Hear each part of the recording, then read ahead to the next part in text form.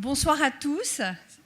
C'est une grande joie de pouvoir vous accueillir ce soir après des reports successifs de notre conférence. Transhumanisme, une idée, une notion, une réalité, une philosophie, une idéologie. Bref, un mot qui entraîne notre imagination et dont on ne sait pas très bien jusqu'où il peut nous emmener.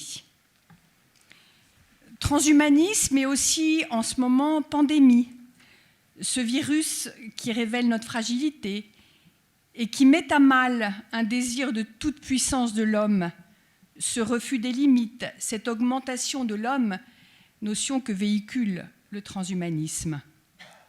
Alors, nous avons besoin d'être éclairés pour bien nous questionner, et c'est le but de notre rencontre de ce soir.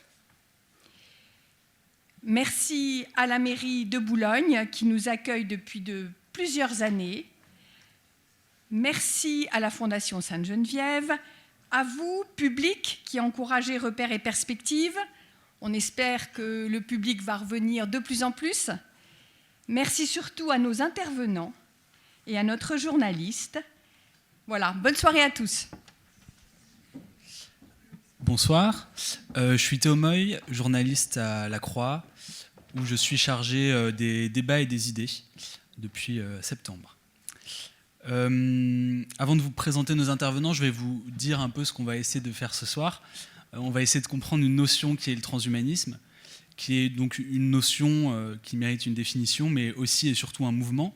Et on va essayer de soumettre cette notion de transhumanisme à une forme de double examen critique, avec un regard à la fois philosophique sur ce mouvement, ce qu'il porte, ce que veut profondément, ce que porte le transhumanisme, et aussi ce que notre intérêt pour cette notion peut dire de nous en société, et en même temps un examen critique d'un point de vue scientifique pour comprendre si le discours que le transhumanisme porte sur les sciences est juste, correct et conforme à une forme de réalité des connaissances et des compétences scientifiques actuelles. Donc pour ce double examen critique, nous allons nous appuyer sur Nathanaël Jarassé, qui est chercheur à l'Institut des systèmes intelligents et de robotique à Sorbonne Université. Et son métier consiste, pour essayer d'être bref, à concevoir des prothèses et des robots d'assistance pour des personnes qui ont perdu des membres ou des facultés, et en concevant en particulier ces prothèses, essayer de rapprocher l'expérience qu'ils auront de cette prothèse de l'expérience que nous pouvons avoir en ayant conservé, nous, un membre. Et par ailleurs, il faut souligner que c'est aussi un chercheur, un ingénieur qui s'intéresse aux questions éthiques qui entourent son métier. Et c'est aussi à ce titre qu'il est parmi nous ce soir, c'est parce que, et c'est pas, on se le disait juste avant, pas si fréquent parmi les scientifiques en sciences dures, de s'intéresser aux conséquences sociétales, sociales de ce à quoi ils participent ou de ce qu'ils voient émerger dans leur domaine. Donc merci. Notre second invité, Jean-Michel Beignet. Vous êtes philosophe, professeur émérite à la Sorbonne. Vous avez travaillé sur l'histoire de la philosophie contemporaine et depuis maintenant de longues années, vous vous intéressez à notre rapport comme humain à la technique. Et en particulier, vous êtes, sur la question du transhumanisme, un vrai précurseur. Vous avez largement parcouru cette notion. Vous avez écrit plusieurs livres sur le sujet, notamment un débat assez intéressant avec Laurent Alexandre, qui est peut-être le porte-parole le plus connu du transhumanisme en France aujourd'hui. Les robots font-ils l'amour ? Donc, votre parole nous sera précieuse sur cette question du mouvement transhumaniste et de ce qu'il dit de nous, etc. Et j'aimerais bien commencer avec vous, justement, que vous nous racontiez comment est né, où est né le transhumanisme, et qui l'a inventé, qui l'a porté, et peut-être à quoi correspond-il aujourd'hui. Peut-être qu'en préalable, je voudrais juste une petite remarque sur le titre donné à cette soirée. Quel avenir pour le transhumanisme ? Moi, j'aurais presque envie de demander plutôt quel avenir avec le transhumanisme. Et j'avoue que quand je me suis intéressé à cette question du transhumanisme, j'ai écrit un livre en 2009 intitulé « Demain les post-humains », et j'avais sous-titré le livre « Le futur a-t-il encore besoin de nous ?» puisque c'était effectivement la question qui me paraissait la plus saillante dans ce mouvement transhumaniste, c'était d'annoncer que le futur aurait de moins en moins besoin des humains, parce que les machines prendraient la relève. Et de ce point de vue-là, je voudrais juste dire aussi que je constate qu'on en parle moins du transhumanisme, même si ce soir c'est lui qui nous réunit. Paradoxalement, on en parle moins depuis la pandémie, depuis la Covid. Lorsque la Covid a surgi, dans les médias, on parlait beaucoup de l'immortalité, on parlait beaucoup de l'intelligence artificielle, on était en pleine euphorie. Et l'un des principaux représentants du transhumanisme américain, dont je vais dire un mot dans un instant, a écrit un livre qui est comme une Bible, intitulé « Singularity is near », la singularité est proche.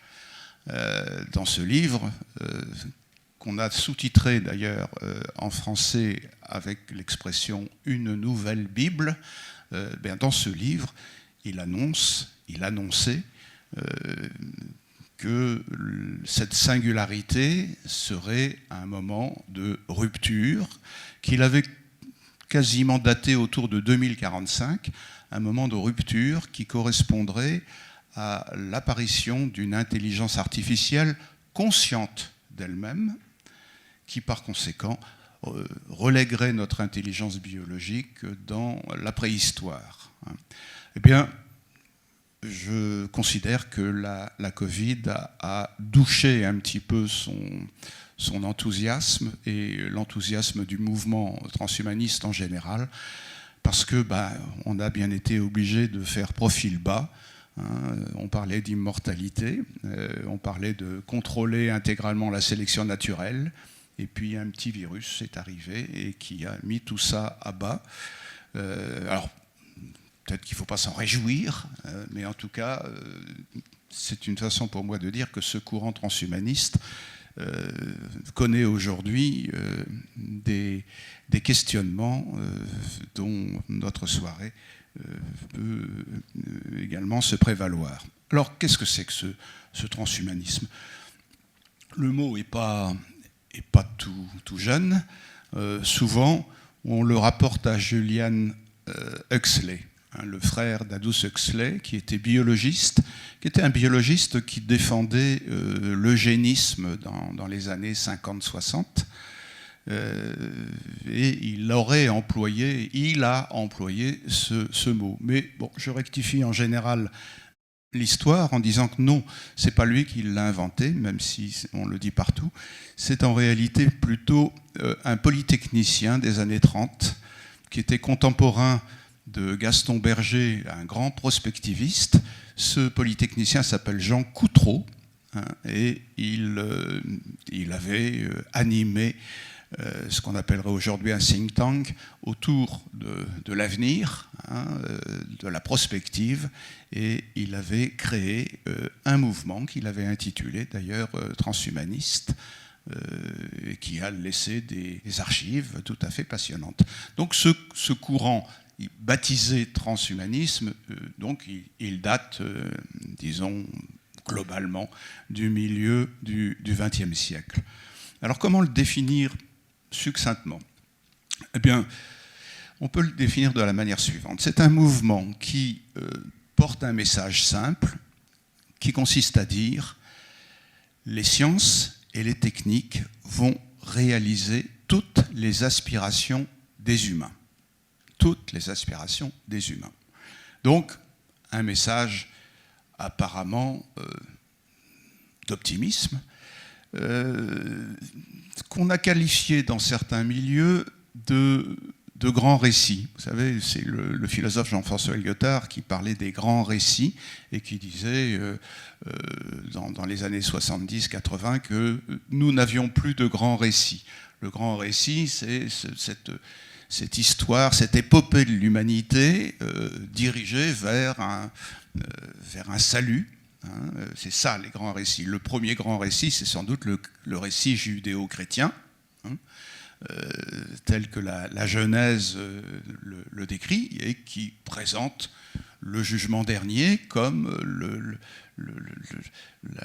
disons le vecteur, la trajectoire que suit l'humanité. Donc l'Éden premier, l'exil, la rupture, l'histoire du travail, de la mort, de la douleur, etc.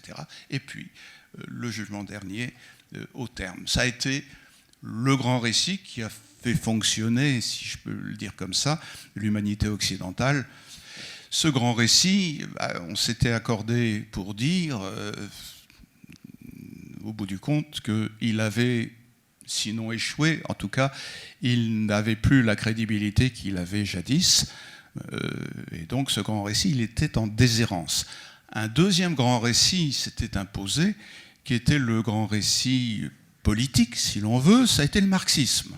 Le marxisme a joué aussi le rôle d'un grand récit. Le compagnon de Marx, Engels, avait écrit d'ailleurs toute une épopée de l'humanité en parlant du communisme primitif, en montrant comment il y avait eu là aussi une espèce d'exil avec la lutte des classes, le capitalisme, etc. Mais au bout du compte, on atteindrait le communisme terminal. C'était là aussi un grand récit. Bon, mais ni Dieu ni le communisme ne marchent plus, et les transhumanistes arrivent sur la scène en disant non, ce sont les sciences et les techniques qui vont réaliser ce grand récit. Concrètement, le transhumanisme, c'est une nébuleuse de positions, adoptée souvent par des gens qui gravitent autour des technopoles, c'est pour ça que c'est né plutôt en Californie. Mais le transhumanisme, il est représenté par des mouvements qui sont relativement hétérogènes. On va du plus hard au plus soft, si vous voulez. Le transhumanisme américain, qui est souvent référé à un personnage haut en couleur qui s'appelle Ray Kurzweil. Ce Ray Kurzweil, c'est le fils du grand chef d'orchestre mozartien, Kurzweil. Quand il se présente devant les médias, il dit bah oui, voilà, mon père est mort et je me suis mis dans l'idée de pouvoir le ressusciter. Et il a mis beaucoup de choses en œuvre sur le terrain technologique pour ressusciter son père. Donc s'il y a un mobile, disons un pathos derrière le personnage, il est là. Et ce Ray Kurzweil, qui est un ingénieur de très très grande envergure, il a contribué à développer l'informatique dans des grandes dimensions. Il est actuellement encore, je pense, l'ingénieur en chef de Google, donc c'est quand même pas rien. Donc il a une grande crédibilité dans les milieux technologiques.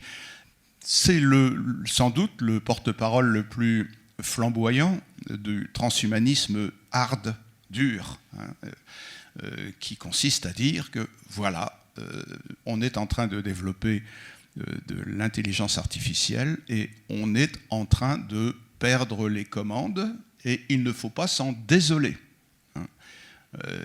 Il appartient à cette catégorie de gens qui considèrent que l'humanité a fait son temps et elle a commis beaucoup plus de dégâts qu'autre chose. Le principal prédateur sur la planète, c'est l'humain. Nous sommes allés droit dans le mur avec ce que l'humain a mis en place. Donc tout ce qui pourrait relayer l'humain sera bon. Et l'intelligence artificielle, c'est le nom de ce tâtonnement qui va faire émerger quelque chose, et quelque chose qui sera de toute façon meilleur que l'humain. Et ce quelque chose, on peut l'appeler aussi le post-humain. Donc, position dure, consistant à dire, on en a bientôt fini avec l'humain, nous aurons le triomphe des machines, hein, qui deviendront autonomes, complètement autonomes, conscientes d'elles-mêmes à propos de l'intelligence artificielle. Donc c'est un courant qui est bien représenté. Quelqu'un comme Elon Musk n'est pas très très loin de ça. Elon Musk, vous le connaissez tous, c'est 3 choses, Elon Musk. Hein. C'est la conquête de Mars, donc XSpace. La conquête de Mars, pourquoi ? Parce qu'il va falloir songer à quitter cette vieille planète, vous le savez bien. Hein, elle est toute pourrie, hein, et donc coloniser l'espace, c'est l'une des obsessions d'Elon Musk. Deuxième chose, Elon Musk, c'est les voitures automatiques, les Tesla. Hein. Et troisième chose, c'est un peu moins connu, Elon Musk, c'est Neuralink, hein, une société qui travaille à réaliser des interfaces cerveau-machine. Hein. Et Elon Musk est assez caractéristique du transhumaniste d'obédience kurzweilienne, si vous voulez. D'autres mouvements sont apparus, et assez tôt d'ailleurs, dans les années 90, un mouvement qui est animé par quelqu'un qui s'appelle Max More, aux États-Unis, donc toujours, un mouvement baptisé les extropiens. Extropiens. Qu'est-ce que c'est que ces extropiens ? Ce sont des gens qui se sont convaincus que les sciences et les techniques allaient nous permettre d'aller à l'encontre du deuxième principe de la thermodynamique, qu'on appelle l'entropie. C'est cette idée générée dans la science du XIXe siècle, selon laquelle notre univers irait dans le sens d'une dégradation croissante et nous conduirait au bout du compte à une espèce d'atonie dernière inscrite dans un principe thermodynamique. Bon, et ces extropiens considèrent que nos sciences et nos technologies devraient nous permettre d'aller à l'encontre de cela, c'est-à-dire non pas vers le désordre, mais vers toujours plus d'ordre.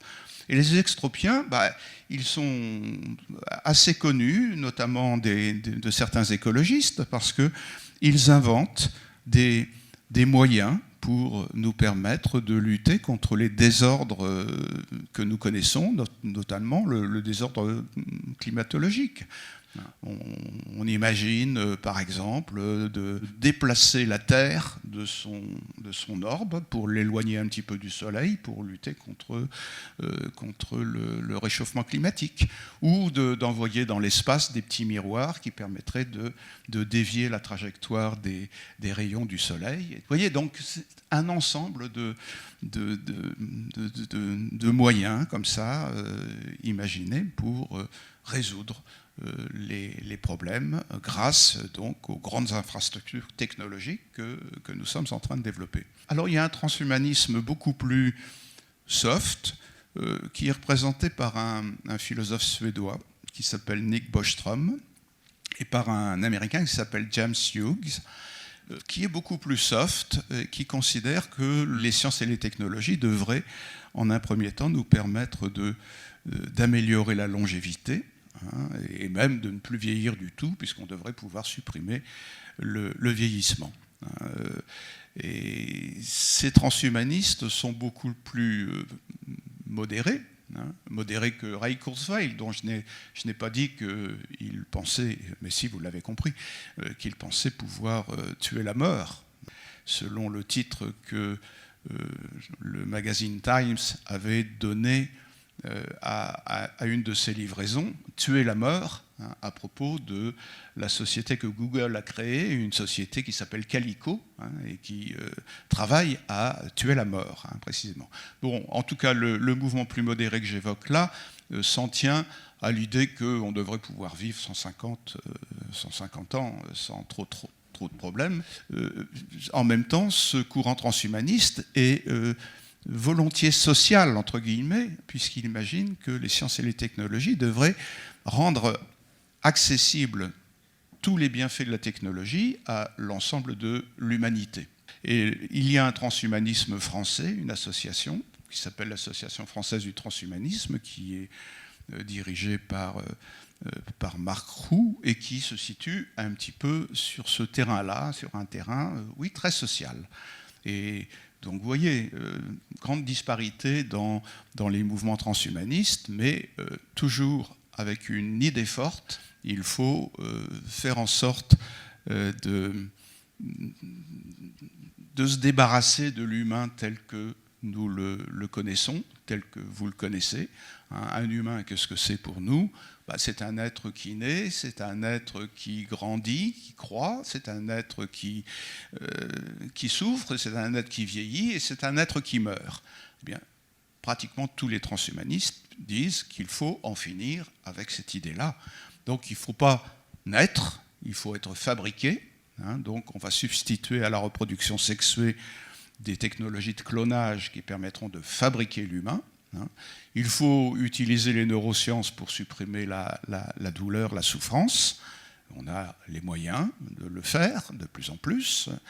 Il faut travailler sur les mécanismes de duplication cellulaire de façon à permettre d'éviter le vieillissement.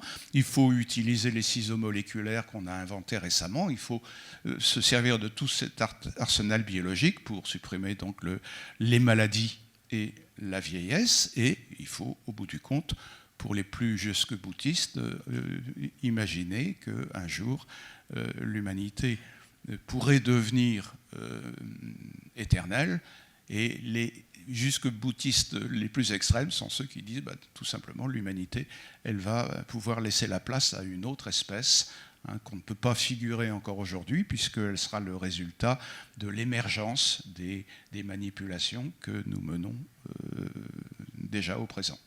Vous avez écrit votre premier essai sur le sujet en 2009. C'est à peu près dans ces années 2000 que le thème du transhumanisme est apparu, on va dire, dans le contexte français, qu'il est devenu un sujet débattu. Oui, on n'en parlait pas beaucoup. Aux États-Unis, c'est 1998 à peu près, la date de naissance du transhumanisme. En France, on ne parlait pas vraiment du transhumanisme, on parlait plutôt du post-humanisme qui avait été popularisé par un philosophe allemand qui s'appelle Sloterdijk, qui avait théorisé cette idée que nos technologies anticipaient le remplacement de l'humanité par une autre espèce. Donc on tournait autour de cela. Mais en France, le transhumanisme, il est apparu dans les débats, disons, dans le courant des années de 2005-2010. Bon, on vient d'aller très loin dans les espérances des transhumanistes, jusqu'à vaincre la mort, mais plus proche de nous, les promesses du mouvement transhumaniste concernent davantage une amélioration du corps humain. Et c'est peut-être sur cette question précise qu'on voudrait d'abord vous entendre, Nathanaël Gerassé. Expliquez-nous le regard du scientifique et du chercheur qui travaille sur ces questions-là, sur cette notion d'amélioration du corps humain, qui, je crois, n'est pas tout à fait conforme à la pratique des scientifiques aujourd'hui. Il se trouve que la majorité des gens des sciences dures qui travaillent sur ces aspects techniques de réparation du corps, de technologie pour la santé, en fait, se retrouvent dans une posture depuis quelques années un peu pris de court, dans le sens où tout leur travail est perçu par une grande partie, par le grand public, par la société, les politiques, au travers du prisme de ces idéologies technoscientifiques, de ces idéologies transhumanistes qui ont développé une croyance, finalement une foi en la technologie, en la science. Et finalement, des gens comme moi qui travaillons à réparer, et encore je dis avec ça avec des guillemets, des gens qui ont des infirmités, des maladies, des handicaps, on se retrouve en fait jugé, évalué sous l'angle en fait de la possibilité de détournement de ces technologies pour l'augmentation, pour l'amélioration, etc. On se trouve très loin finalement de ces questions-là. Et une chose qui est importante de souligner, c'est que souvent la réflexion autour du transhumanisme Et le débat autour de ça, il se pose vraiment sur des aspects juridiques, éthiques, sociétaux, voire théologiques, et assez rarement sur des points techniques et scientifiques. Il y a souvent des débats sur la remise en cause de la philosophie politique de ces idéologies-là, et finalement assez peu sur le réalisme technologique ou technique de ce qui est proposé. Parce que, en fait, même aussi ingénieux que soit Ray Kurzweil, qui a eu un passé d'ingénieur assez fort, et qui a eu un poste très important à Google, chez Google, la majorité du discours technique, en fait, est infondée. Si vous voulez, il y a une question de possibilités techniques et scientifiques qui n'est pas questionnée, alors qu'on pourrait directement en fait, attaquer cet aspect-là du transhumanisme. Ça repose, le transhumanisme, essentiellement, ces idéologies-là, sur un rythme, une croissance et une progression permanente de nos connaissances scientifiques et de nos capacités techniques. Or, en fait, finalement, vous avez déjà vu, peut-être Laurent Alexandre a évoqué la question de la loi de Moore, avec cette idée que finalement, comme la puissance des ordinateurs double tous les ans, alors on va vers une évolution exponentielle. Et c'est d'ailleurs ce genre de réflexion-là qui fonde la notion de singularité, le fait qu'on a un rythme, une évolution, on va avoir une convergence des technologies, l'IA progresse, la robotique progresse, les sciences cognitives progressent, les technologies pour l'ADN progressent, tout ça va s'assembler et va résulter en une rupture. Parce qu'une singularité, mathématiquement, c'est une rupture d'une continuité, une rupture de notre capacité à innover technologiquement. Or, en fait, il n'y a rien qui prouve ça, notamment parce qu'en dehors de la loi de Moore, qui est d'ailleurs une conjecture, une observation, et pas forcément un modèle qui se valide encore de nos jours, en fait, la progression scientifique, le temps est long, il n'y a aucune certitude de la continuité de la progression. Autant la technologie progresse, autant on bute sur des questions scientifiques fondamentales qui sont en général mises de côté par certains de ces idéologues. Des gens comme Elon Musk qui clament révolutionner les interfaces aux machines, ils sont en train de le faire, ils sont en train de révolutionner la pose des électrodes, ils ont une superbe technologie de pose avec un robot de pose, des nouvelles électrodes souples, etc. Donc ça, c'est vraiment révolutionnaire, mais ce n'est pas ça qu'ils mettent en avant. Ils ont un discours sur ce qu'ils proposent, c'est de coupler notre cerveau à des IA, de pouvoir avoir des périphériques d'entrée et de sortie avec notre cerveau, etc. Et ça demanderait des capacités de scientifiques que l'on n'a pas, c'est-à-dire une compréhension du fonctionnement du cerveau, un fonctionnement de l'apprentissage sensorimoteur, énormément de concepts scientifiques et pas technologiques. C'est pas parce qu'on a la technologie que scientifiquement on est capable en fait de l'exploiter, de la comprendre, de la maîtriser.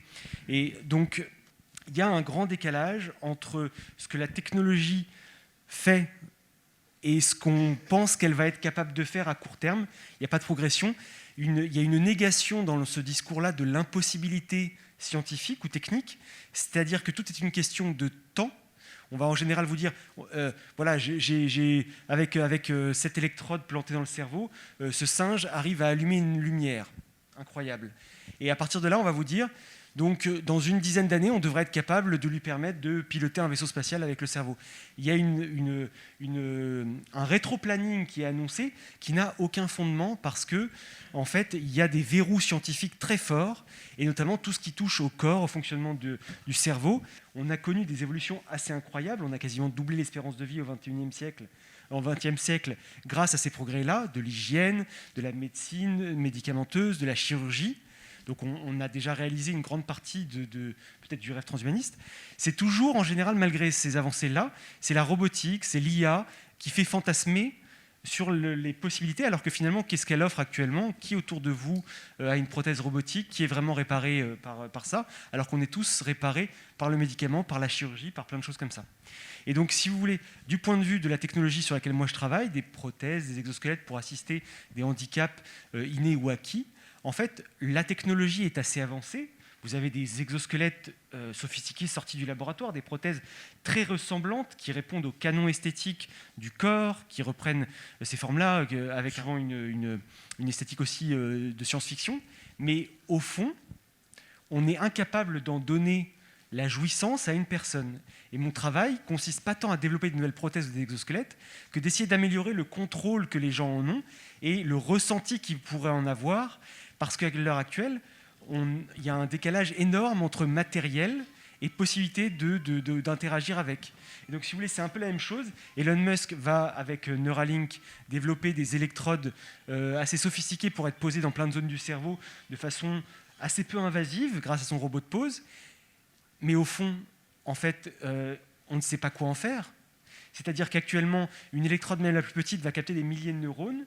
C'est une organisation. Le problème qu'on a dans les interfaces aux machines, c'est que notre cerveau a une plasticité, une dynamique énorme.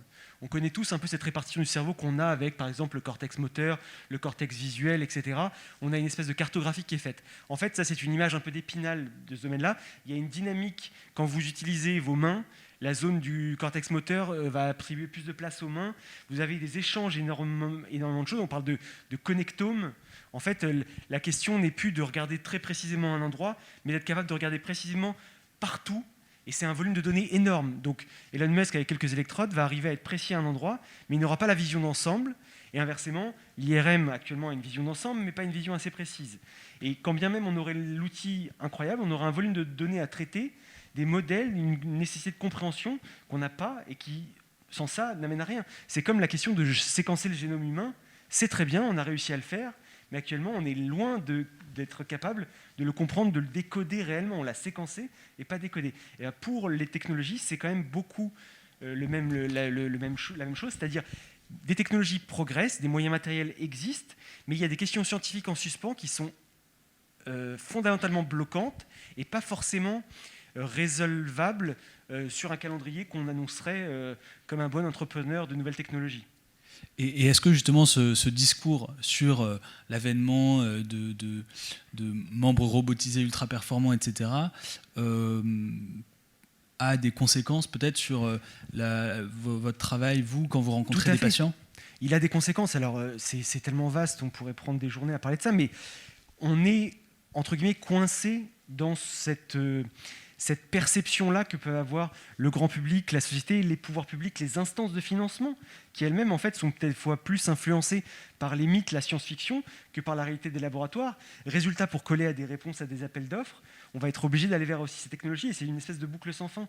Mais si vous voulez, pour les patients, on peut voir du positif et du négatif, c'est-à-dire que le positif, c'est que l'attrait pour les technologies, et pour la science-fiction, et pour l'hybridation, cette figure du cyborg, de la technologie, etc., est une façon pour certaines personnes handicapées, ou en situation de handicap, équipées de technologies de réparation, de finalement faciliter leur réinsertion sociale en modulant les stigmates de la personne handicapée pour des stigmates du cyborg.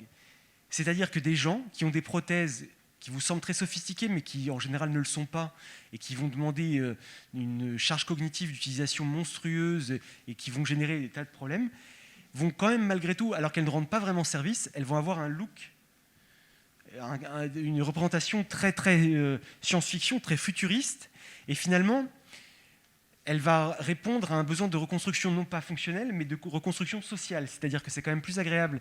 Pourquoi certaines générations de personnes amputées veulent un look cyborg, carbone, noir, quelque chose d'ostentatoire, alors que pendant des dizaines d'années, les gens cherchaient à avoir des choses couleur chair qui se cachent pour ne pas vous montrer le handicap. C'est qu'il vaut mieux se faire reconnaître comme un homme robot, un homme du futur, un cyborg, un surhomme, un homme augmenté, plutôt que de se faire reconnaître comme une personne handicapée, appareillée. Et donc finalement, des gens jouent de cet imaginaire-là positivement pour faciliter leur réinsertion sociale, leur reconstruction identitaire. Mais à la fois, l'aspect négatif, c'est que les gens arrivent avec des espoirs énormes par rapport aux réalités technologiques. Et il y a un décalage énorme entre la façon dont sont promues certaines recherches, il y a une dizaine ou une quinzaine d'années, des résultats de laboratoire sur de l'appareillage, des interfaces aux machines, etc., n'étaient pas mis en une de grands quotidiens nationaux. Et souvent, on s'est mis en une avec une simplification énorme du message. Les prouesses qui ont été faites en interface aux machines, par exemple, en 2019 par Clinatech à Grenoble, patient tétraplégique, donc paralysé des bras et des jambes, qui remarche dans un exosquelette corps complet, qui bouge les bras grâce à 2 implants cérébraux, électrocorticographie placés sous sa boîte crânienne. En fait, ce qui n'a pas été mis en avant vraiment dans la médiatisation qui en a été faite, c'est il a fallu une chirurgie énorme, c'est un coût très important, mais c'est pas qu'un coût financier, c'est-à-dire que c'est l'équivalent c'est à peu près le résultat de 2 ans d'entraînement à raison de plusieurs séances par semaine pour arriver à simplement, en fait, qu'est-ce qu'il fait cette personne dans cet exosquelette? Il va exhiber 2 états cérébraux, un état cérébral, une sorte de schéma de pensée de je veux marcher et je veux m'arrêter, et il y a une IA qui va décoder dans le bruit des électrodes ce signal-là. Et donc finalement, c'est un ersatz de contrôle, 2 ans d'entraînement, une chirurgie extrêmement lourde, de la souffrance, de la peine, des investissements financiers, cognitifs, etc., pour avoir l'équivalent d'un bouton avant-arrière. C'est une prouesse incroyable. Scientifiquement, on apprend, on avance énormément sur la plasticité, l'apprentissage, etc. Par contre, la façon dont c'est médiatisé, l'espoir que ça donne aux gens, ça crée une certaine douche froide quand les gens, après une amputation accidentelle, traumatologique, réalisent que, en fait, la main bionique, qu'ils ont vu des influenceurs, parce que même dans le monde de l'appareillage, il y a, disons, des ambassadeurs, pour ne pas dire autre chose, qui ont des comptes sur les réseaux sociaux et qui montrent à quel point c'est incroyable la vie avec une prothèse. Et en général, ça ne montre que les 30 secondes qui sont incroyables, ça ne montre pas l'appareillage, la souffrance, l'entraînement, etc. Et donc, ils tombent des nues. Et ce qu'on peut observer, c'est une sorte de découragement. Et ça va aller vers, des fois, un rejet, parce que les gens n'ont pas été préparés à ça.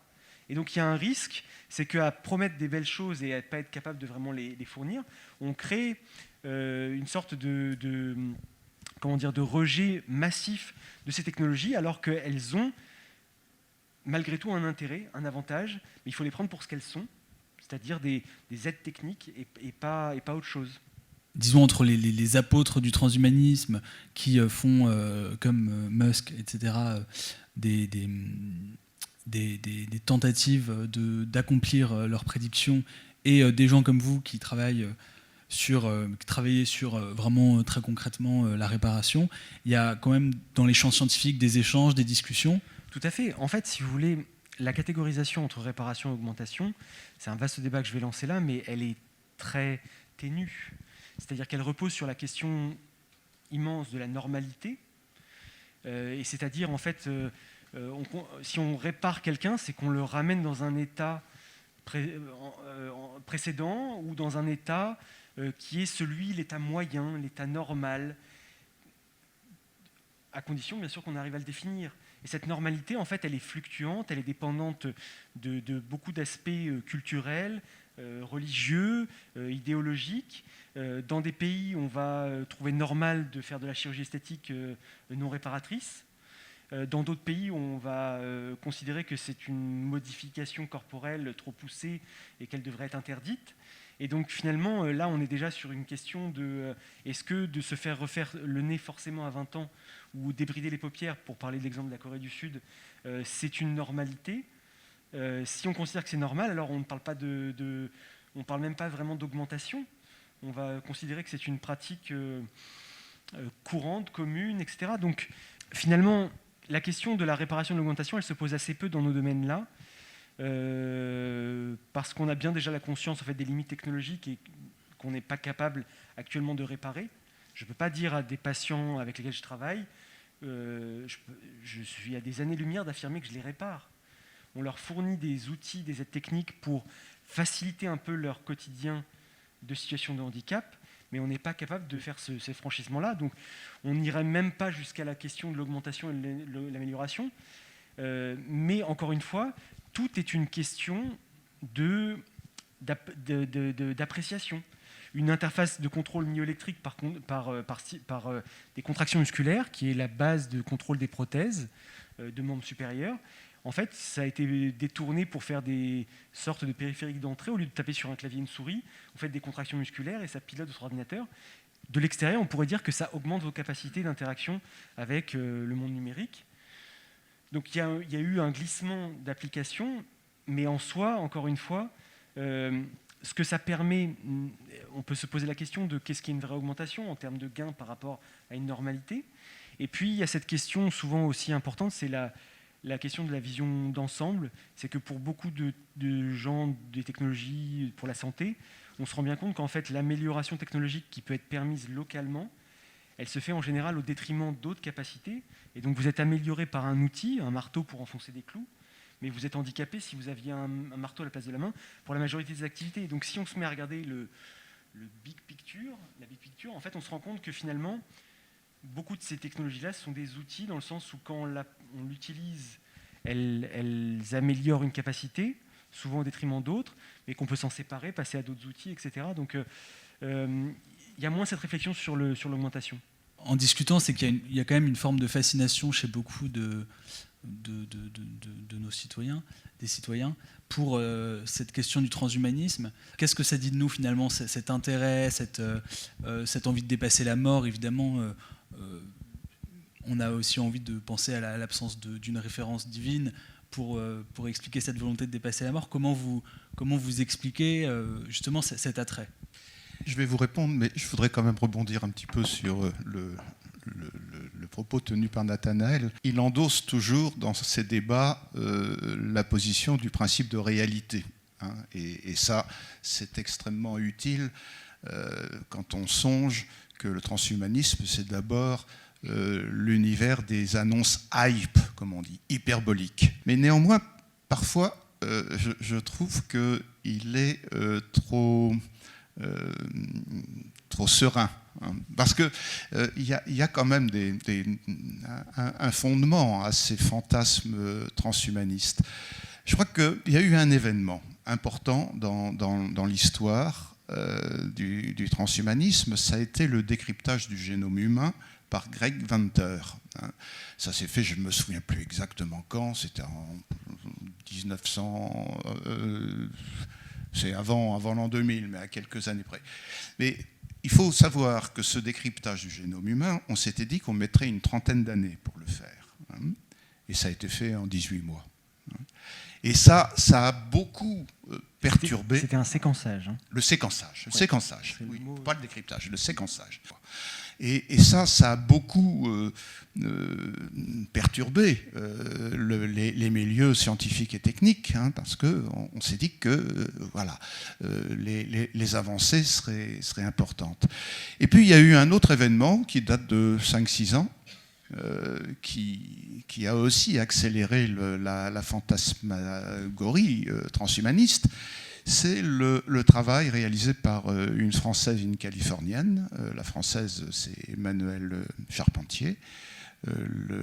La Californienne, elle s'appelle Gladys, et j'ai oublié son nom de famille, qui ont inventé ce ciseau moléculaire qu'on appelle CRISPR-Cas9 et qui permet d'éditer le génome, qui permet concrètement d'identifier sur la base du séquençage des gènes qui peuvent être responsables de tel ou tel comportement, de tel ou tel phénotype, etc.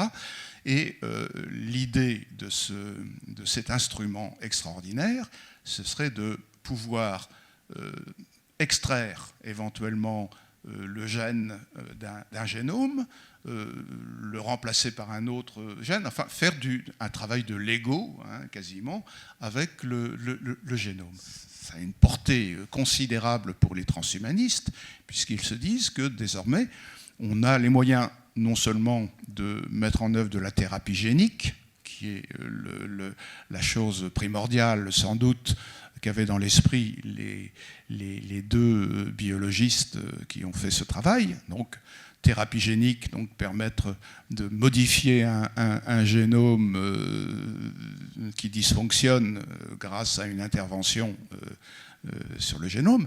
Mais les transhumanistes se sont dit, ça va permettre aussi peut-être de pouvoir augmenter, et pas réparer.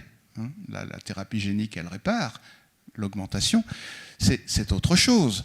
On peut imaginer, alors ça c'est une vieille idée qui traîne dans les archives des transhumanistes, on pourrait imaginer par exemple d'importer des gènes appartenant à des espèces animales dans le génome humain. Par exemple, ça pourrait permettre, vous prenez des gènes de requins, hein, correspondant à la sensibilité électrique, aux ondes électriques du requin, hein, vous faites de l'editing, hein, vous prélevez le gène, vous le mettez dans un fœtus ou dans un embryon et vous aurez un humain qui sera augmenté puisqu'il aura une compétence qui n'est pas celle qualifiant l'espèce humaine. Vous pouvez aussi imaginer importer des gènes qui permettraient la vision nocturne ou qui permettraient l'écholocation, qui est une compétence propre à la chauve-souris. Donc là, on est dans une problématique d'augmentation. Et donc, ces réalisations technoscientifiques, qui existent bel et bien, hein, elles sont évidemment extrapolées.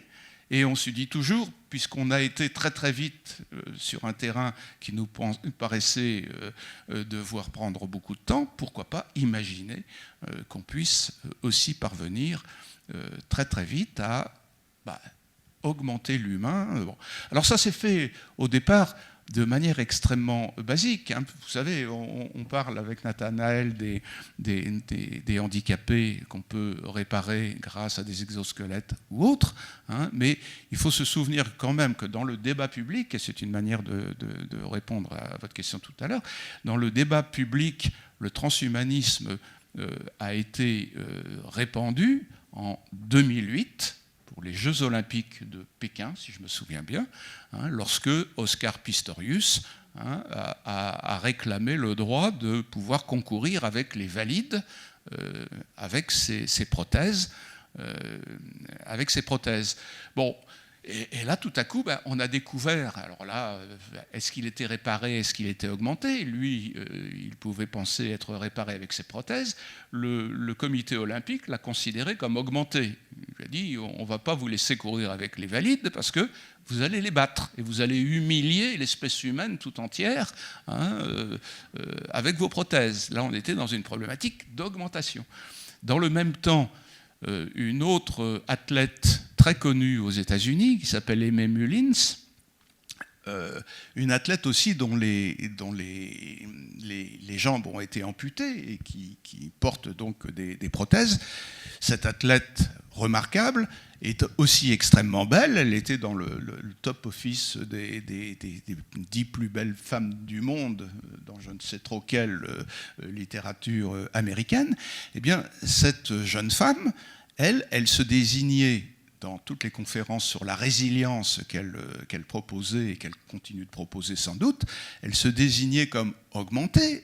Elle disait à ses interlocutrices dans l'Assemblée, mes pauvres sœurs, mes pauvres congénères, vous n'avez pas de chance, vous n'avez qu'une seule paire de jambes. Moi, j'en ai 12. Et je peux choisir en fonction de ce que je vais faire, telle ou telle paire de jambes. Hein. J'ai des paires de jambes pour les soirées, j'ai des paires de jambes pour la randonnée en forêt, je suis augmenté et vous, malheureusement, vous êtes contrainte à une seule paire de jambes. Mais ce n'est pas tout à fait de la plaisanterie. Hein, parce qu'elle conclut souvent ses conférences, on la trouve sur Internet assez facilement, elle conclut ses conférences par une invitation à l'automutilation. Elle dit, vous verrez, je suis prototypique d'une situation dans laquelle les gens voudront s'automutiler pour pouvoir bénéficier de prothèses qui les augmenteront.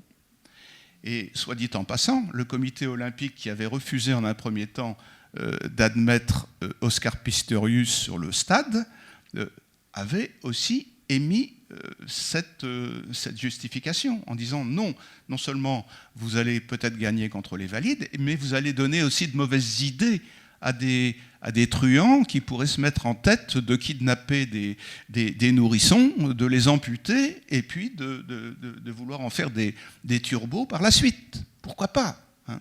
Donc ça a été très très clairement dit. Donc vous voyez, la problématique de la réparation, de l'augmentation, elle est extrêmement fantasmagorique, mais elle est aussi, hélas, fondée sur des éléments de faisabilité dont on se dit qu'ils pourraient bien trouver leur issue plus rapidement qu'on ne le pense. C'est vrai, mais il y a des éléments de discours aussi. Parce qu'Aimee Mullins, en fait, est-ce que vraiment être augmenté que pour pouvoir en fait nager, faire du vélo et marcher, avoir 3 paires de jambes dans un sac différent, parce que finalement, chaque paire de jambes n'est capable de faire bien qu'une seule activité. Il y a une polyvalence du corps qui est encore difficilement atteignable par ces systèmes-là. Donc, je veux dire, Amy Mullins vend ses conférences comme une forme de coach de vie assez cher, et il y a une sorte de spectacle qui participe autour de ce qu'on pourrait appeler un techno-enchantement, en fait, de montrer cette vie rêvée de la personne amputée appareillée. J'ai interagi plusieurs fois avec Hugh Hare, je ne sais pas si vous voyez, qui est le directeur du MIT Media Lab, un gros laboratoire de recherche, qui est lui-même bi-amputé de jambes. Il était un des jeunes espoirs de l'alpinisme américain. Il s'est fait geler les jambes en étant adolescent. Il a été amputé. Il s'est rendu compte que ses prothèses n'étaient pas satisfaisantes. Il s'est lancé dans cette carrière d'ingénieur. Et il a développé des prothèses Biome, récemment rachetées par Autobot, qui sont les plus sophistiquées au monde, des chevilles motorisées.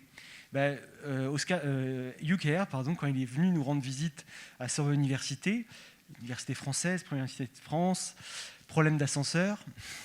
Donc on a dû monter 3 étages à pied. Eh bien, je pense que clairement, il n'aurait pas tenu le discours qu'il a tenu récemment sur bientôt l'humain voudra, s'il a la possibilité de se faire poser des ailes bioniques, pourra se faire poser des ailes bioniques. Il y aura un problème de batterie, il y aura un problème de fatigue, il y aura un problème de douleur. Il y a une façon de présenter les choses qui est toujours enjolivée. Et il y a un discours, en fait, toujours venant de la part de monstres, au sens de Foucault, de gens inclassables. Je veux dire, des gens comme Amy Mullins, mannequin sportif de haut niveau, bi-amputé de jambes. Hugh Hare, directeur de MIT, alpiniste espoir, bi-amputé de jambes. Ce sont des êtres inclassables et qui portent un message qui, en fait, est un peu, biaisé dans le sens où ils ne sont pas représentatifs de la personne amputée moyenne, de la relation au corps, à l'appareillage, au possible, technique, financier, etc. Donc il y a un débat là-dessus. Vous avez raison, bien sûr. Je vous conseille de regarder le Cibathlon. Le Cibathlon, ça a eu lieu il y a quelques années. Tout à fait, ça a été des... Je gère une équipe pour le Cibathlon 2020. Eh ben voilà. Mais je vous en prie. Non, c'est simplement parce que moi j'ai regardé les épreuves du Cibathlon et j'ai été atterré par la souffrance, souffrance de ces handicapés qui... Alors en fait, le Cibathlon, c'est une compétition internationale qui a été fondée par une école d'ingénieurs suisse, l'ETH Zurich, qui a lieu tous les 4 ans, qui se veut être un pendant des Jeux paralympiques. Dans les Jeux paralympiques, en fait, les aides techniques actives ne sont pas autorisées. Et le Cibathlon se veut en fait une compétition pour cyberathlètes, des personnes, des para-athlètes, mais équipés de technologies actives. Et en 2016, pendant la première édition, on avait été avec une délégation française, notamment de socio-anthropologues, etc., avec un œil très sceptique en se disant ça va être un cirque de monstres. Ils vont nous faire un show sur le cyborg aberrant. Et en fait, pas du tout. On a vu au contraire des épreuves. Donc il y a des compétitions pour des personnes amputées du membre supérieur, membre inférieur, des compétitions d'interfacées aux machines pour des personnes complètement paralysées, du vélo à stimulation électrique, vélo couché pour des paraplégiques. Et en fait, finalement, ces épreuves-là sont des épreuves du quotidien et elles visent plutôt à stimuler la recherche. Et aussi beaucoup le fondateur de cette compétition, Robert Riner, qui est un chercheur très réputé dans le domaine de la rééducation neuromotrice. En fait, l'idée, c'est d'ouvrir les yeux sur la réalité des technologies. Et en fait, on voit effectivement, et j'apprécie beaucoup cette compétition, et on a décidé de se lancer en 2020. On en avait une équipe pour l'amputation membre supérieur, qui s'appelait Smart Arm.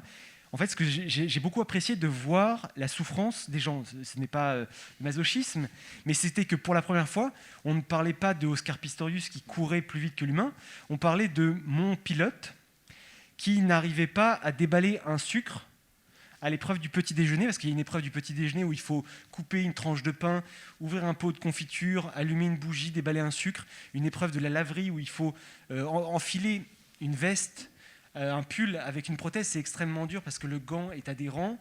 Il faut nouer des chaussures, il faut accrocher du linge, une épreuve de mettre une clé USB dans un port USB, chose que même nous, avec 2 mains, on a souvent du mal à faire, ou une carte bancaire. Donc, il y avait un côté spectacle, mais il y avait un côté de réalité technique. Je vous invite à regarder les interfacés aux machines. Vous écoutez un discours d'Elon Musk et vous regardez la compétition de Cibathlon interfacée aux machines.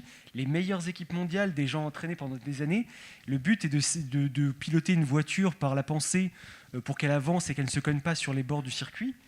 Je ne pense pas qu'il y ait une personne qui arrive. C'est des gens surentraînés, de la technologie la plus avancée, mais le stress, la complexité des moyens mis en œuvre, et puis ça montre finalement ce qu'est l'état des technologies actuelles, et ça a aussi un intérêt, c'est que ça met l'accent sur l'importance de l'humain. En 2016, et pour moi c'est une leçon de vie incroyable, parmi les meilleures équipes au monde, donc des gens avec des ostéo-intégrations, c'est-à-dire des gens amputés qui ont une broche métallique qui est vissée dans l'os, qui ressort pour fixer la prothèse à leur squelette, avec des électrodes implantées dans les muscles, donc une chirurgie dans laquelle on implante des électrodes dans les fibres musculaires pour avoir une meilleure perception, une meilleure mesure, des technologies de retour sensoriel, donc des stimulations électriques qui sont envoyées dans les nerfs sensitifs pour restaurer la sensation tactile de la main, donc des équipes de ce niveau-là.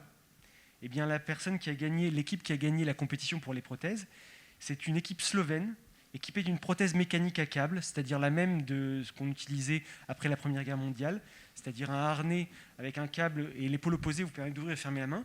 Mais on avait quelqu'un qui avait une superbe maîtrise de son corps et de son outil et qui était bien plus performant et plus rapide que quelqu'un qui avait subi toutes les chirurgies de l'homme qui valait 10 milliards.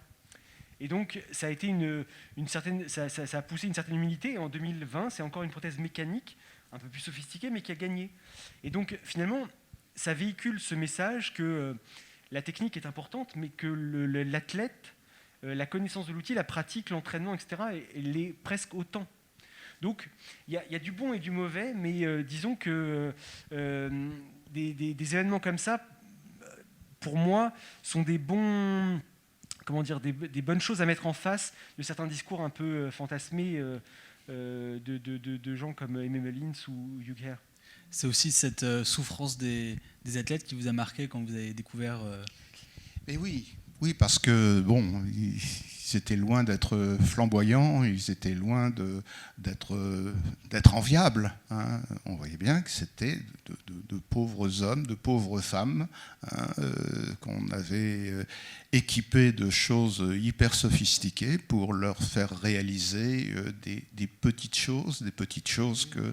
Ridicules, c'est-à-dire que... Souvent ridicules aussi. Une armure robotisée... Bon, cela dit, on pourrait dire pour leur défense que bon, c'est une pierre d'attente, c'est comme ça, mais ça va progresser considérablement et ils vont un jour ou l'autre trouver un stade de développement extraordinaire. Mais bon, en tout cas, pour l'instant, je ne les trouve pas enviables et en même temps, c'est maintenant que je peux en venir à votre question. Au fond, quelle image tout ça donne-t-il ? Moi, je crois que la fascination qu'exerce le transhumanisme sur de plus en plus de gens est inquiétante, hein, et c'est ce que j'avais essayé de montrer très très tôt, dès que j'ai abordé cette question. Je me suis demandé, mais d'où vient que l'humanité ne s'aime plus ? D'où vient qu'elle semble fatiguée d'être ce qu'elle est ? Et d'où vient qu'elle veuille absolument se trouver transformée ? D'où vient qu'elle se réjouisse d'être plastique, modelable, transformable, mécanisable, etc. C'est quand même assez extraordinaire. Hein. Cette espèce d'intolérance à la fragilité humaine, c'est ça qui me paraît le plus problématique. D'où vient que la vulnérabilité soit devenue une anti-valeur, hein, qu'on veuille chasser à tout prix la vulnérabilité. Alors, il y a des discours qui l'expliquent. Par exemple, je pense que le néolibéralisme dans lequel nous vivons fait la chasse à la fragilité. Hein. L'humain augmenté qu'on veut réaliser, c'est un humain qui devra être performant, qui devra être compétitif, qui devra être équipé de dispositifs qui lui permettront de ne pas dormir, par exemple. Hein. C'est quand même mieux, quand on est chef d'entreprise, d'avoir des employés qui ne dorment pas. Hein. Donc, cette dimension de refus de la vulnérabilité, de la fragilité humaine, elle est ancrée dans une vision de l'humain que je récuse complètement. C'est l'humain, c'est l'homo laborans, comme disait Hannah Arendt, c'est l'humain qui est voué à des tâches de production. C'est l'humain, c'est l'homo economicus, c'est l'humain qu'on évalue continuellement sur ses performances en productivité, etc. etc. Autrement dit, je considère que le transhumanisme repose sur la négation de ce qui fait que nous sommes des humains. Le transhumanisme nous oblige à nous demander, mais qu'est-ce qui est donc humain ? Qu'est-ce qui fait que nous ne sommes pas des robots ? Qu'est-ce qui fait que nous ne sommes pas des animaux ? Et qu'est-ce qui fait qu'il faut résister à toutes les entreprises qui veulent nous robotiser ou qui veulent nous animaliser ? C'est une question. Et pour ma part, j'ai une réponse que je produis souvent pour essayer de définir ce qui fait de nous des humains irréductibles aux machines et aux animaux. Je dis, nous disposons de ce qu'on appelle une fonction symbolique. Nous sommes des êtres qui disposons d'un langage qui nous permet infiniment de choses. Ce langage, il nous permet de prendre des distances par rapport à la réalité. Et prendre des distances par rapport à la réalité, ça veut dire pouvoir dire des choses qui ne sont pas. Pouvoir dire le contraire de ce qui est. On peut mentir, effectivement, avec le langage.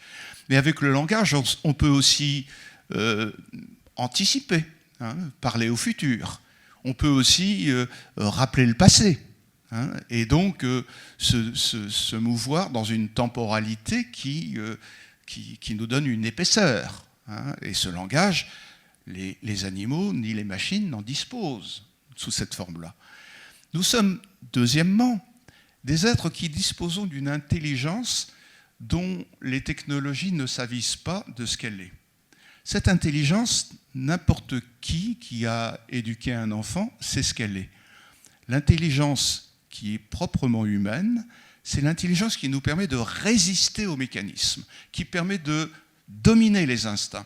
C'est l'intelligence dont on essaie de doter les enfants lorsqu'on les éduque. Une intelligence qui leur permet d'ajourner le moment de la satisfaction instinctuelle. Cette intelligence, quand on parle d'intelligence artificielle, on ne l'évoque jamais, puisque on a en tête uniquement l'intelligence comme résolution de problèmes. Eh bien, la vraie intelligence, l'intelligence en tout cas à laquelle il faut être attaché, c'est cette intelligence qui nous conduit à dire non aux machines, non aux automatismes, et qui accueille précisément l'intelligence qui négocie avec la réalité. Et la troisième chose qui caractérise notre fonction symbolique à laquelle il faut tant être attaché, c'est que nous avons une vertu extraordinaire. Nous sommes capables de faire des choses qui ne servent à rien. Et ça, c'est extraordinaire, dans un monde qui est intégralement dominé par les valeurs de l'utilité et les valeurs économiques. Nous pouvons écrire de la poésie. Et ça, c'est absolument inestimable.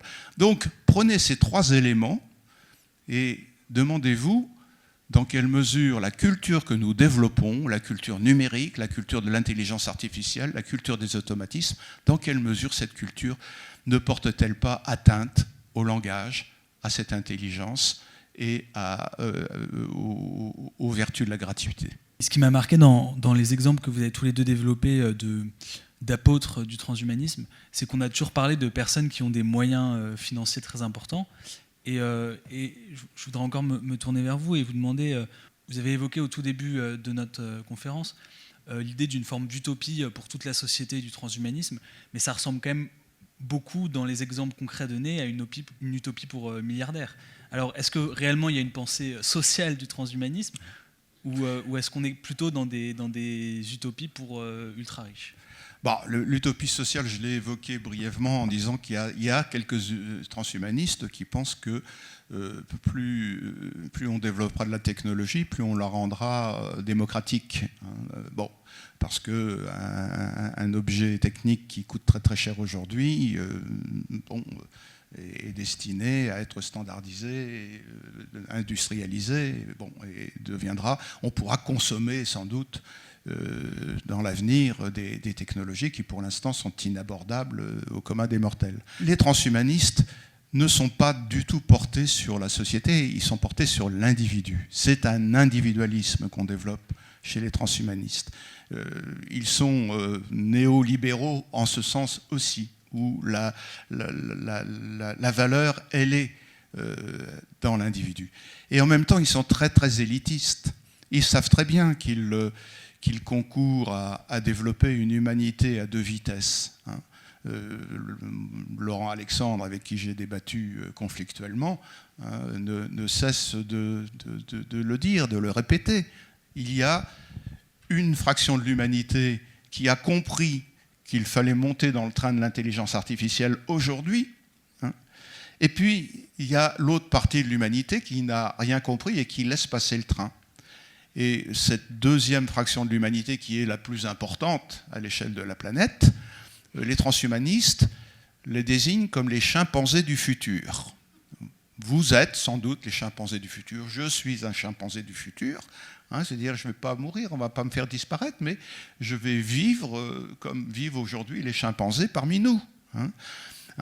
Donc il y a un élitisme mais radical. On sait très bien que c'est pas pour tout le monde tout cela, mais que bon.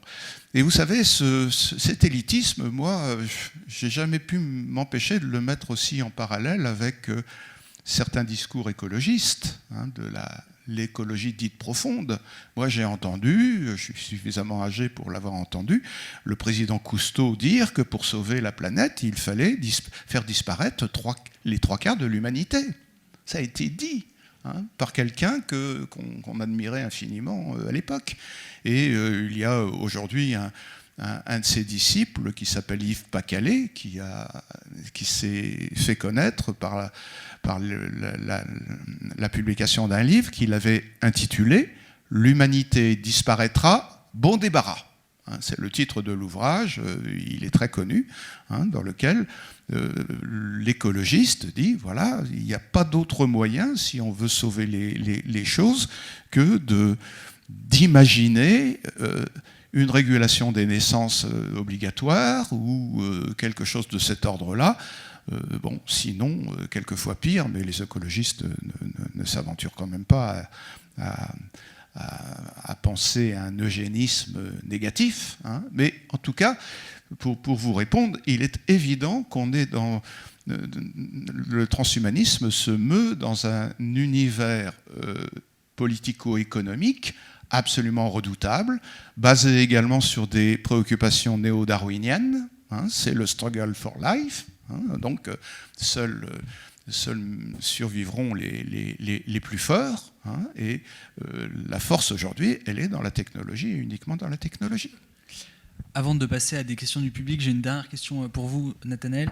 Ce qui s'est passé ici, c'est-à-dire un regard critique nourri de savoir non purement scientifique, est-ce que de Sorbonne Université à Google, des chercheurs, des ingénieurs qui élaborent ces technologies bénéficient de ce regard critique des sciences humaines, des sciences sociales? Est-ce qu'il y a une place qui est laissée à la réflexion à la fois éthique et à l'apport aussi d'autres champs du savoir à l'élaboration de ces dispositifs? De plus en plus, en fait, les gens dans les sciences du numérique, notamment, commencent à prendre conscience. En fait, c'est aussi un renouvellement de génération. La génération qui arrive aux commandes de la recherche est une génération qui est née dans ces technologies-là, qui en a baigné, qui souvent s'est rendu compte de à quel point les générations à venir ou actuelles ne bénéficient peut-être pas d'une capacité d'apprendre librement quelles sont ces technologies, qu'est-ce qu'elles valent, comment les utiliser. Il y a une sorte de régression en fait dans la capacité, dans la connaissance informatique, alors qu'on devient de plus en plus dépendant des outils informatiques. Les jeunes générations ont moins de connaissances sur le fonctionnement des systèmes informatiques qui sont devenues de plus en plus opaques que ma génération, qui est née dans les années 80-90, qui a démarré avec et qui n'est pas tout de suite s'est confrontée à des outils faits pour faire des utilisateurs et pas des connaisseurs de la technologie. Donc, en tout cas, il y a une réflexion sur les enjeux éthiques. Il y a une réflexion aussi sur le fait que, malgré tous les développements technologiques et les possibilités technologiques, il y a malgré tout beaucoup de rejet ou d'abandon de technologie. Il y a beaucoup de choses qui ne marchent pas, qui ne prennent pas. Et les gens se rendent bien compte, en fait, doucement mais sûrement, que si on ne cherche à répondre qu'aux problèmes techniques, en fait, on ne va pas être capable de fournir une réponse adaptée. Et donc, beaucoup de technologies échouent. Et donc, les gens se rendent compte, en fait, de plus en plus de ça. Donc, de plus en plus de projets visent à inclure des sociologues, des anthropologues, pour essayer d'avoir un regard externe. Il y a des formations à l'éthique qui sont maintenant obligatoires dans les écoles doctorales. Pas que pour les questions de fraude, mais aussi des questions d'éthique prospective, d'éthique des technologies, du numérique. Donc il y a des comités d'éthique maintenant pour la plupart des recherches qui sont conduites, les RIPH, les recherches impliquant la personne humaine, même des recherches non médicamenteuses. Quelqu'un qui va utiliser un logiciel ou un robot, on va passer devant un comité d'éthique pour définir l'objet, le protocole, analyser tous les aspects. Donc il y a quand même une conscience de ça. L'interdisciplinarité qui est toujours promue a toujours autant de mal à être financée et mise en avant. Donc maintenant, on peut espérer qu'avec ces gros campus comme Sorbonne Université, qui rassemblent des gens de sciences humaines, des gens de la faculté de médecine, des gens de la faculté d'ingénierie, se créent des consortiums qui permettent d'avoir un point de vue total et d'éviter en fait les dangers de ne se focaliser que sur un élément du problème. Donc moi, j'ai plutôt bon espoir. Voilà. Après, je voudrais réagir juste à ce que disait M. Beignet juste avant. Je suis assez d'accord avec une partie de sa vision, notamment sur l'individualisme. Ah oui, un dernier point aussi qui me rend... Oui, pardon. Rapide, c'est que la nouvelle génération d'ingénieurs, en tout cas, et de scientifiques, se pose beaucoup de questions. C'est une révolution qui apparaît dans tous les domaines, de gens qui se sentent angoissés par des questions idéologiques, écologiques, humaines. Et il y a une certaine évolution des mentalités autour de la technologie, mais pourquoi ? Et donc ça, on le voit. Voilà. Et une dernière chose, c'était sur l'utilitarisme et le néolibéralisme. Je suis assez d'accord qu'un des problèmes qu'on a, c'est la réponse individuelle, mais le problème n'est pas tant que chez les transhumanistes. Nos sociétés sont très individualistes. Il faut voir ce qui se passe actuellement. Depuis 2005, on a une loi de l'égalité des chances qui vise à l'inclusion, à rendre nos sociétés inclusives, c'est-à-dire de rendre nos bâtiments accessibles, pour avoir des pentes pour passer la marche, pour accéder à la mairie de tel arrondissement. Elle n'est toujours pas mise en application dans la majorité des bâtiments. Et si vous voulez, face à il n'y a pas d'argent pour rendre la société inclusive. Par contre, il y a de l'argent pour fabriquer des exosquelettes, pour aider l'individu à se mettre au niveau d'une espèce de normalité. Et donc là, il y a un débat malgré tout, nos sociétés préfèrent que les personnes se mettent à niveau plutôt que de se rendre plus accessibles. Donc dans le domaine du handicap, on en est aussi conscient, on voit bien ce qui se passe là, mais ça traduit une problématique idéologique qui n'est peut-être pas que celle des transhumanistes, qui est celle de la société dans son ensemble. Du rapport à la fragilité. Du rapport à la fragilité, du rapport à soi et au groupe et à l'individualisme. Merci. Y a-t-il des questions ? N'hésitez pas à lever le bras. Des questions brèves, s'il vous plaît, que on puisse répondre au plus possible. Bonsoir, j'ai une question pour Nathalie Jarassé. J'ai bien écouté ce que vous avez dit sur la loi de Moore, qui veut effectivement que la puissance des ordinateurs se développe tous les 18 mois. Elle est observée depuis des décennies. Effectivement, c'est un postulat, il n'est pas certain que ça reste vrai pour l'avenir.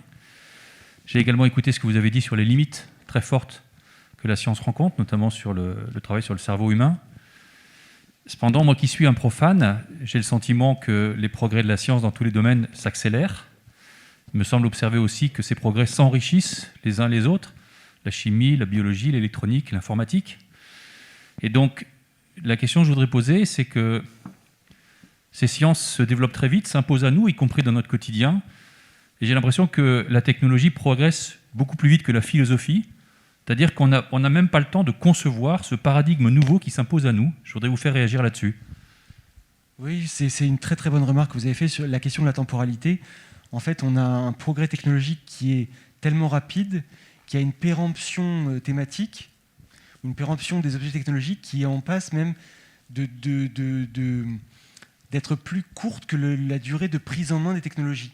Vous n'avez pas le temps en fait, de vous familiariser avec un nouveau dispositif ou une nouvelle technologie, que déjà en fait, il y en a une nouvelle qui est apparue et qui rend désuète la précédente. Il y a effectivement une course, on ne peut pas le nier, une convergence de pas mal de domaines. Malgré tout, il y a des limites scientifiques, des limites de compréhension, des limites méthodologiques qui font que je ne pense pas qu'on puisse faire un rétro-planning sur la connaissance de tout, de l'univers, de l'humain, etc., de répondre à toutes ces choses. Moi, dans mon domaine, si vous voulez, par exemple sur les interfaces aux machines, il y a beaucoup de développement technologique du côté des IA, décodage, etc. Mais finalement, on ne comprend pas exactement la source de certains phénomènes. Un exemple très précis, il y a une technologie qui s'appelle la stimulation crânienne profonde, cérébrale profonde, le DBS, qui est utilisé notamment pour traiter les problèmes de Parkinson, qui ne réagirait plus à certains médicaments type dopamine, etc.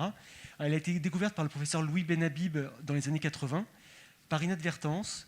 En fait, en faisant une chirurgie du cerveau chez un patient, il s'est rendu compte que par un outil de stimulation électrique qui était utilisé pour déterminer des zones, quand il l'appliquait sur cette zone-là, ça stabilisait les tremblements de la personne. Cette technique, le DBS, maintenant, elle équipe des milliers de patients chaque année, avec succès. Elle commence à être utilisée aussi pour des traitements de dépression, des choses comme ça. Mais si vous demandez à un spécialiste comment ça fonctionne, eh bien, on a une vague idée des différents mécanismes de boucle qui sont en jeu dans la régulation du phénomène de tremblement, mais on n'est pas vraiment capable de comprendre pourquoi. Résultat, en 2021, 30 ans après, on utilise toujours le signal électrique qui a été utilisé à l'époque de cet outil de simulation, parce qu'en fait, on a essayé un peu d'autres choses, mais on ne trouve pas mieux, et comme on ne comprend pas le phénomène, on n'est pas capable finalement de moduler le signal en fonction d'une compréhension des effets qu'il aurait pour arriver à adapter le traitement. Et donc, si vous voulez, c'est un peu ce genre de verrou-là que moi je vois apparaître assez régulièrement. Tout à l'heure, on a parlé de génétique. On sait faire des choses incroyables avec CRISPR-Cas9. On sait maintenant remplacer des portions de génome. Mais si vous voulez, il y a par exemple un phénomène qui fait assez mal en général, qui s'appelle l'épigénétique, qui est un domaine d'étude de l'influence des environnements et des facteurs environnementaux sur le développement du génome. On a un génome beaucoup plus important que la partie qui s'exprime réellement, et on ne sait pas encore pourquoi, quel facteur externe influence l'expression de tel gène ou pas. Donc quand bien même on serait capable de tout réécrire, actuellement on ne comprend pas pourquoi le milieu fait que certaines personnes qui possèdent ce gène de telle maladie l'expriment et pas d'autres. Donc il y a malgré tout des complexités cachées à beaucoup d'endroits qui me rendent humble et qui me portent à tempérer aussi certaines réflexions qu'on pourrait avoir sur on a atteint un moment critique et que ça ne s'arrêtera jamais. Bonsoir, merci. La première question, c'est mélanger des gènes, c'est-à-dire mettre des gènes animaux dans un embryon humain ou des gènes humains dans un embryon animal, n'est-ce pas par-dessous nier toute différence entre l'être humain et l'animal? Est-ce qu'il n'y a pas une tendance à refuser toute limite, de s'imposer des limites liées à une conception de l'être humain? Et n'y a-t-il pas aussi une aspiration à s'auto-engendrer, c'est-à-dire à se prendre pour Dieu tout seul sans Dieu? Oui, bien sûr, vous mettez le doigt sur le problème que pose la manipulation des génomes. C'est qu'effectivement, la frontière entre l'humain et l'animal, elle est transgressée. Elle est transgressée. Vous avez tous, je pense, entendu parler de cette greffe d'un cœur qui a été cultivé sur un cochon il n'y a pas longtemps. C'est une xénogreffe tout à fait spectaculaire, mais on va aller effectivement de plus en plus dans ce sens-là. Hein, le génome du porc et le génome de l'humain sont très voisins. Hein, donc, si on peut éditer le génome grâce à CRISPR-Cas9 ou à d'autres ciseaux moléculaires, eh bien, on va puiser évidemment dans le génome animal pour remédier, s'il s'agit de remédier dans le cadre d'une réparation, un génome humain ou pour augmenter, comme je le disais tout à l'heure, en invoquant l'exemple du requin ou de la chauve-souris. Oui, aujourd'hui, c'est une banalité que de le dire, on est hanté par les crises d'identité et les crises de frontières. Hein. Ça vaut sur le terrain géopolitique comme sur le terrain biologique. Hein. Les catégories qu'on avait élaborées qui permettaient d'identifier ce que les philosophes appellent des ontologies différentes, des êtres différents, eh bien, cela est très largement bousculé aujourd'hui. On est dans le siècle du trans, hein, que vous le vouliez ou non. Donc, alors Dieu, là-dedans... Je crois que des pays comme la Chine ou les États-Unis ont fait de l'intelligence artificielle, de ces progrès, un instrument de conquête. Ils ont dit que effectivement, si on maîtrisait complètement l'intelligence artificielle, donc on aurait, ou la génétique, et donc ils commencent à prendre une avance qui est considérable et qu'ils estiment irrattrapable. Et je voudrais savoir qu'est-ce que vous en pensez, sachant qu'effectivement, avec toutes les questions d'éthique qui sont effectivement très très bien gérées en Europe ou par exemple en France, on se met effectivement un certain nombre de barrières qui font qu'on va un petit peu moins vite que d'autres pays. Vous regardez le top des chercheurs américains, par exemple, en IA, il y a des gens comme Yann Lequin, qui sont à la base des chercheurs français, expatriés, qui travaillent pour des entreprises américaines. Mais toujours est-il que les budgets accordés à la recherche, effectivement, mettent en avant des pays comme la Chine et les États-Unis et assez peu la France. Et ce n'est pas ce qui arrive que la situation va s'améliorer. Malgré tout, il y a une question de course à la technologie qui est valable pour l'IA ou pour n'importe quelle autre chose. C'est une forme de compétition internationale à laquelle on ne peut pas échapper. Toujours est-il que...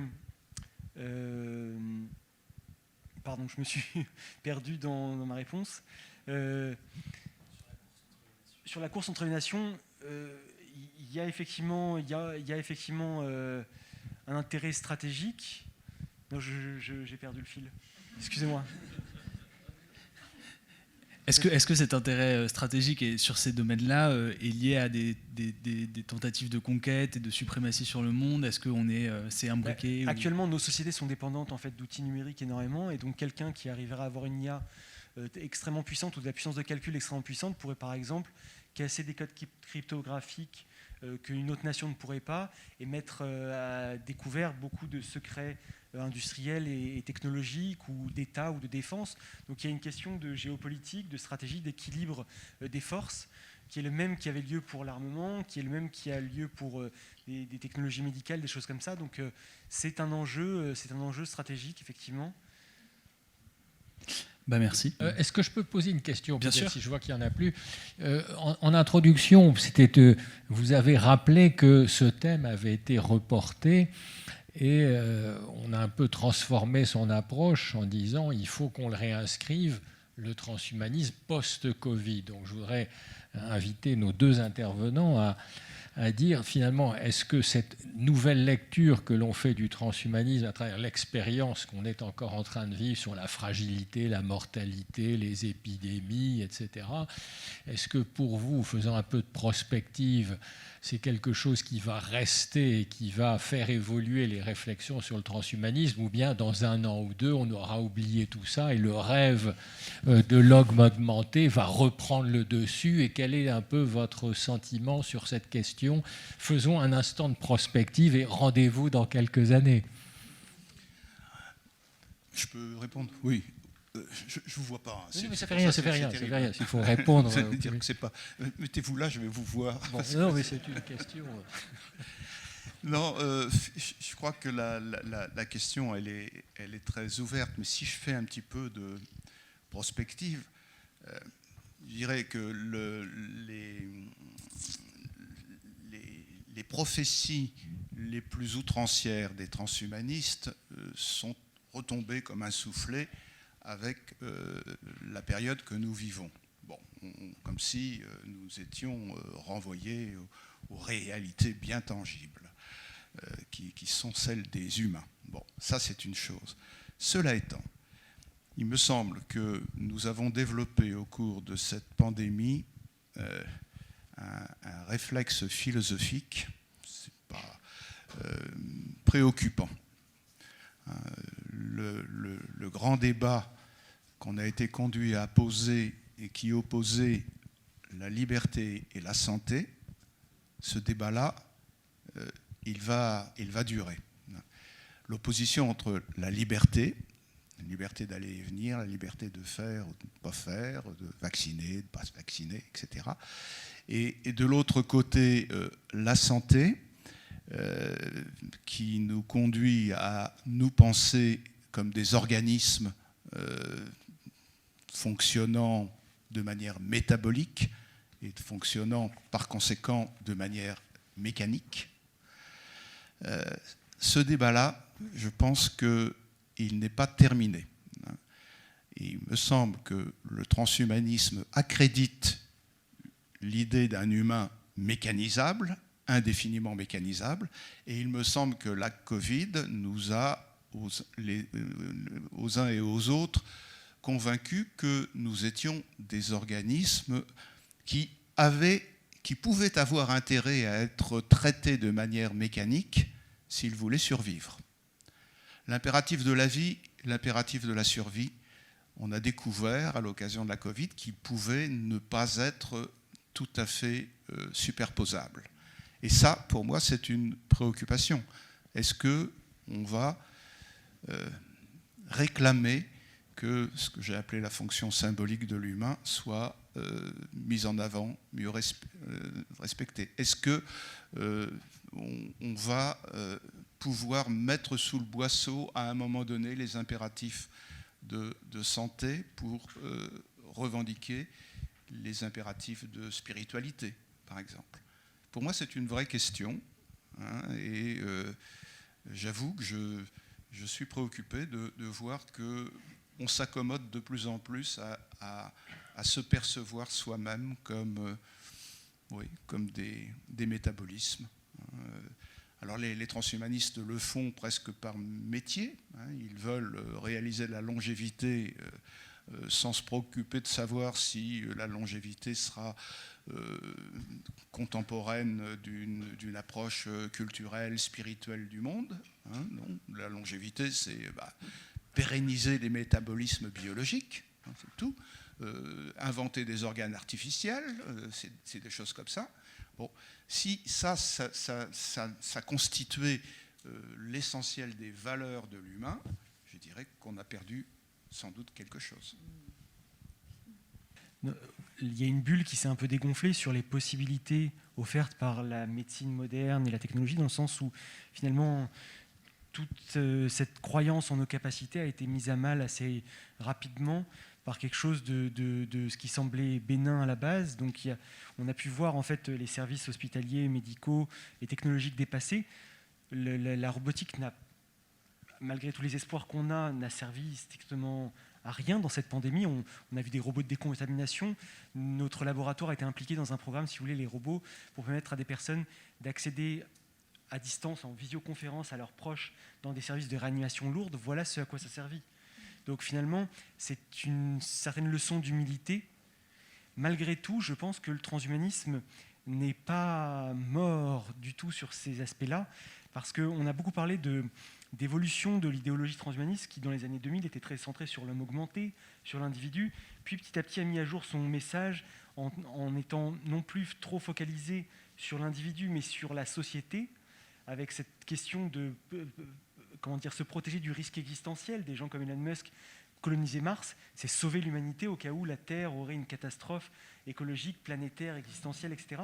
Donc il y a cette volonté de sauver l'espèce, et je pense que malgré tout, le mouvement va se renforcer un peu sur cette réflexion-là de Il faut peut-être nous rendre résistants à des nouvelles pandémies ou mettre en place des moyens à l'échelle de l'humanité pour se prémunir de ça.